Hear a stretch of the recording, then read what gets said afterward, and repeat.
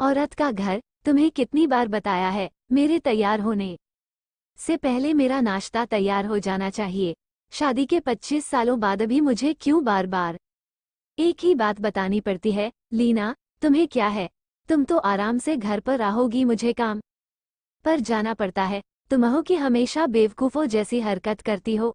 अगर तुम ये जान बूझ कर करती हो तो याद रखना, मुझसे बुरा कोई नहीं होगा। आज भी रियान का पारा चढ़ा हुआ था।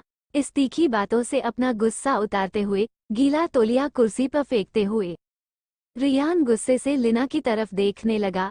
लीना के लिए रियान का ये बेवजह का गुस्सा कोई नई बात नहीं थी। वो महीने में 3-4 बार ऐसे ही लीना पर बरस पड़ता था। पहले पहले लीना उसको रोका करती थी, लेकिन जब कई सालों तक रियान में कोई बदलाव नहीं दिखा तो लीना ने खुद को ही बदल दिया। अब रियान के कुछ भी कहने से लीना को कोई फर्क नहीं पड़ता था।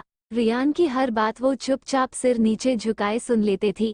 शादी के पहले 5 साल तक लीना ने पूरी कोशिश की थी कि रियान को बदला जाए, लेकिन फालतू का गुस्सा करना और बाद में लीना को भला बुरा कहना, यह मानो जैसे उसकी आदत बन गई थी। कोई भी नोक झोंक होती तो रियान सीधा लीना को बोल देता, अगर मैं तुम्हें अच्छा नहीं लगता तो क्यों नहीं चली जाती अपने मायके? क्यों रहती हो मेरे साथ?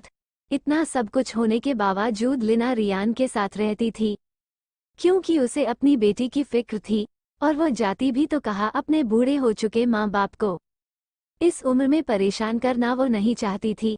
समाज और लोग क्या कहेंगे, ये भी तो उसे देख ना था। वो इतनी पढ़ी लिखी भी तो नहीं थी कि खुद जाकर कोई नौकरी कर सके और अपना और अपनी बेटी का खर्च उठा सके।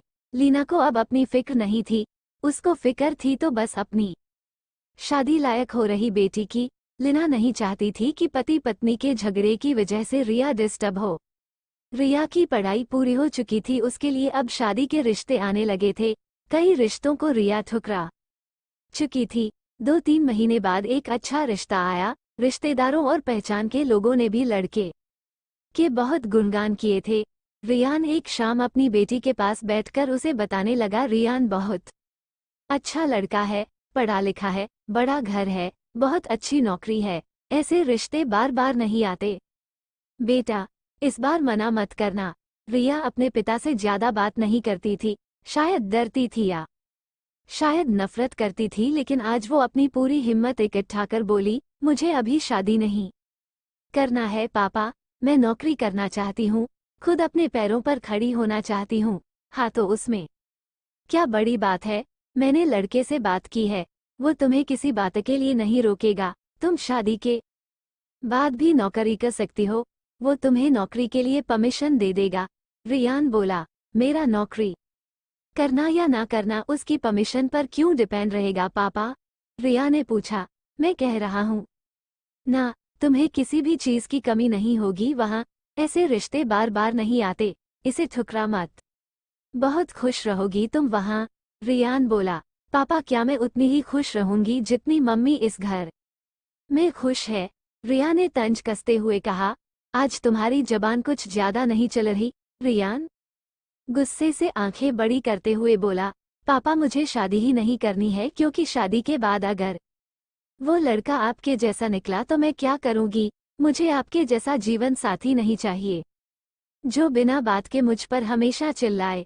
मुझे कुछ भी अपनी पसंद का लेना हो तो 10 बार सोचना पड़े, कहीं वो नाराज ना हो जाए। मेरी तबीयत कैसी भी हो उसे परवाह ना हो। रोटी थोड़ी सी मोटी बन जाए तो घर सर पर उठा ले, उसकी चेकबुक ना मिले तो भी मेरा ही दोष निकालें, और हर छोटी मोटी बात पर मुझे मायके जाने के लिए कहे। रिया ने अपना दिल खाली करते हुए पापा से सब कुछ कह दिया। रियान का गुस्सा 7वें आसमान पर था, लेकिन उसके मुंह से एक भी शब्द नहीं फूट रहा था। वो रिया की बातें सुन रहा था। रिया उतना ही बोलकर चुप नहीं हुई। आज पहली बार वो अपने पापा के सामने इतना कुछ बोल रही थी। पापा, आपने माँ के साथ हमेशा गलत बर्ताव किया है।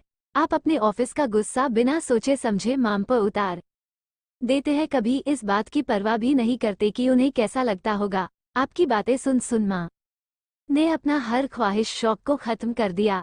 रिया आज पहली बार अपने किए बर्तावों को महसूस कर पा रहा था। वो इतना ही बोल पाया, जो तुम्हारा मन है वो करो, मैं और तो इतना बुरा हूं ना। रिया ने रियान का हाथ पकड़ा और बोली, पापा मुझे सिर्फ एक सवाल का जवाब दे दो, क्या आप चाहेंगे कि मेरा पति आपके जैसा हो? अगर आपका जवाब हाँ है तो कर दीजिए मेरा रिश्ता आज ही, और ना है तो मुझे आत्मनिर्भर बनने दीजिए। रियान कुछ भी ना बोल पाया और वहां से चुपचाप बाहर चला गया। आज उसे लीना के सामने जाने में शर्म आ रही थी। चलते चलते उस की आंखों से आंसू बह रहे थे।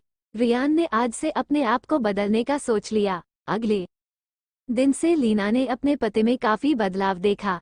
वो सोचने लगी कि जो हिम्मत रिया ने दिखाई है, वो हिम्मत अगर मैं पहले ही दिखा देती तो शायद आज हालात कुछ और होते।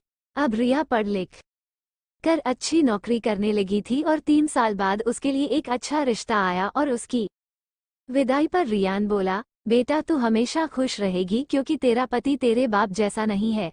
रियान की ये बात सुनकर लीना और रिया की आंखों से आंसू बहने लगे। दोस्तों, हमारे समाज में औरतों को भले ही ऊंचा दर्जा दिया जाता है, लेकिन वो आज़ादी नहीं दी जाती जो उन्हें देनी चाहिए। उन्हें बचपन से ही बताया जाता है कि वो पराया धन है। स्कूल से आने में देर हो जाए तो पिटाई मिलती है, मोबाइल पर बातें करते हुए दिख जाए या खिड़की से झांकते हुए दिख जाए तो शक किया जाता है।